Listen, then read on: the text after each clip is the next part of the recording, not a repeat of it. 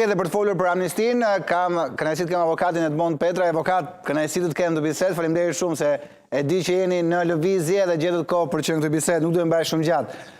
Padyshim lajmi i mirë apo jo? Për avokatët padyshim është gjithmonë pozitive kur ka amnisti, dhe për personat e ligjit gjithmonë amnistia është pozitive apo jo? Për avokatët, normalisht për klientët të cilët ata ndjekin, është diçka pozitive, pasi unë e prisja këtë lloj vendimi që do të merrte qeveria shqiptare aq më tepër me iniciativën e ministrit të drejtësisë. Unë e shikoj tepër pozitive, tepër të arsyeshme, sepse kemi shumë persona të dënuar për vepra të lehta penale, gjë që për të cilën duhet ishin jashtë. Pra, kjo praktikë ndjekur, e cila në vit kemi bërë amnisti, përsëri nuk e rregullon kuadrin e asaj për të cilës neve kemi folur vazhdimisht të cilën për veprat e lehta penale duhet të aplikohet një masë administrative me gjop që personi i cili mos ta kryej më atë rast penal. Kështu që edhe pse kjo amnisti e kryer i shërben në lehtësimit të qendrave të paraburgimit apo të ndjekjes së vuajtjeve të njëjve penale, unë shikoj përsëri që merr një lloj oksigjeni, merr një lloj frymarrje për sa i përket marrëdhënies së institucionit. Por që kjo duhet parë në një këndvështrim më të gjerë, e cila duhet jetë më gjithëpërfshirëse, duhet kemi edhe vepra tjera penale, duhet kemi një marrëdhënie të drejtë të ligjit edhe për ata persona të cilët kanë kryer në një moment caktuar raste të rënda penale, por dhe ata të përfitojnë element për të përfituar nga kjo amnisti. Kështu që unë mendoj që është diçka pozitive, mendoj që duhet jetë më gjithëpërfshirëse, themi. Avokat, çfarë nuk kupton më gjithëpërfshirëse? Pra, ndjes, përfshihen më shumë vepra penale, më shumë kategori dënuar, çfarë? Pikërisht pra, kjo që sapo thatë ju, më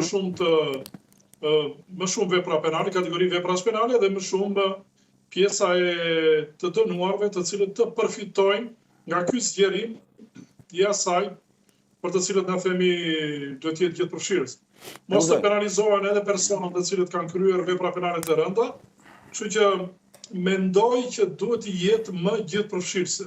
Por gjithsesi, unë shikoj pozitiv marrëdhënien edhe të ministrit të parë zotit Manja, por edhe të zotit Besford Lamnari, i cili mendoj që është një profesionist me eksperiencë, ka kaluar një fazë goxha të gjatë për sa i përket strukturave të administrimit në poste të ndryshme publike të arritës vës ministrit në institucione të rëndësishme dhe një pothuaj situatën shumë mirë. Unë e shikoj shumë pozitive dhe e shikoj shpresëdhënëse që diçka do të ndryshojë në ditët në vazhdim. Nuk do të jemi më në situatën që do të kemi rëndes për sa i përket masave të sigurisë, pritën të ndryshojnë disa akte në ligjor, do të kemi një ndryshim të kodit të procedurës penale dhe mendoj që kodi penal për disa vepra të cilat mund të jenë me një masë administrative, do të ketë goxha ndryshim. Kështu që e shikojmë me pozitivitet çdo lloj lëvizje në ditën në vazhdim. Ajo që unë do doja padyshim edhe mbetet për të parë të gjitha kategoritë, padyshim do doja shumë që edhe pse është ne themi nga burgjet me pamje më të bukur, ai Pojskës në Pogadec, do doja që nga i burg liroçe të përfitonin sa më shumë. Që mos kishim zonja në burg dhe padyshim të ishim pranë familjeve tyre në këtë fundvit.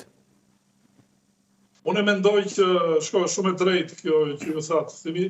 Mendoj që në përgjithësi duhet rregulluar kuadri ligjor për sa i përket marrëdhënies penale për të dënuar sidomos seksin femër dhe aq më tepër nuk do të jetë kaq drastike pjesa e rëndesës penale, siç është pjesa e klasifikimit të veprës penale për meshkujt, ashtu është edhe për femrat, por që duhet parë në një këndvështrim tjetër human dhe në një pozitë juridike krejt ndryshe nga ajo për të cilën e kryen veprën penale, do thoni që një mashkull, apo në këtë rast mendoj që duhet kemi një ndarje të pozitës rëndesës dënimit penal që mund të marrë një femër në krahasim me një mashkull.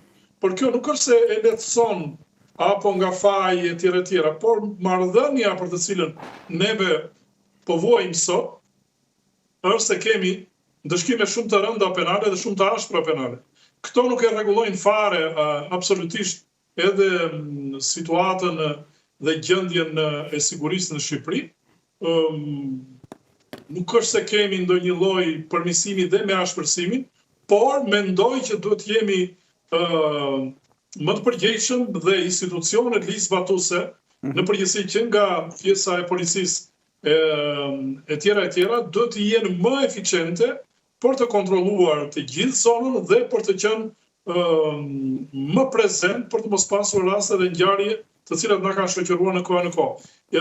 Nuk e di thimi, unë ja bëra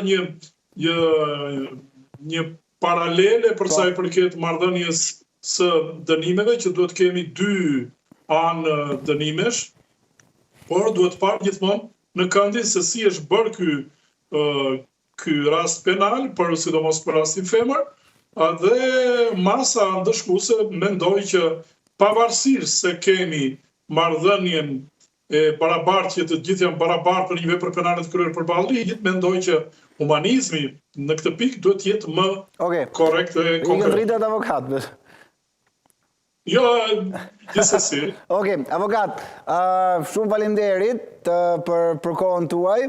E vlerësoj shumë ndërhyrjen tuaj dhe ju uroj një vijim ditës sa më të mbar, padyshim do të kemi mundësi të flasim sërish në vijim. Gjëra që ndodhin këto, edhe kur jemi live ndodh që ka ndërprerje të energjisë. Po problemi është se këtu jemi në një vend të Bashkimit Evropian, siç është Italia. Dhe kanë ikur dritat në Itali. Ky është lajm, Edhe në Itali, domethënë, ne mos kemi ujë në Vlorë për 5 ditë, por ama ikin dritat në Itali. Unë ndoqa me vëmendje pjesën e marrëdhënies së protestës në Vlorë, ata qytetarë kanë vërtet të drejtë, por mendoj që duhet parë në një këndvështrim krejtëndryshëm. Duhet parë që duhet nxjerrur pacoja si ka ndodhur ajo mospasja e furnizimit me ujë, që të vihet në eficiencë gjithçka që mos përsëritet ditë të tjera, por mendoj që ka dhe dasha keqësi. Patjetër. Avokat, faleminderit shumë, kjo është shumë e bukur, domethënë, nuk e di edhe nuk e di me vetë kishim kërkuar të iknin dritat në Itali, duke qenë live në Euronews Albania, nuk kishte për ndodhur asnjëherë. Të përshëndes avokat. Të përshëndes dhe ditë mbar. Nuk e di, nuk kanë fund çudirat. 5 ditë Vlora pa ujë, lidhem me avokatin Petra që është në Itali ikin dritat, nuk e di. Kalojmë pak në Partinë Demokratike, Ersali Berisha në konferencë për shtyp.